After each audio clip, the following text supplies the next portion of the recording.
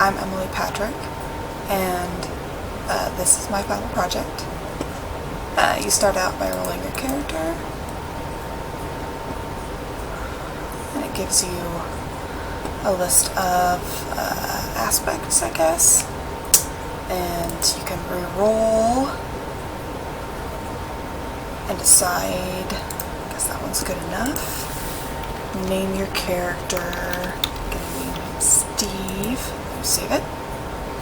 Takes you to this screen, which is just a list of the characters that you've saved, and you can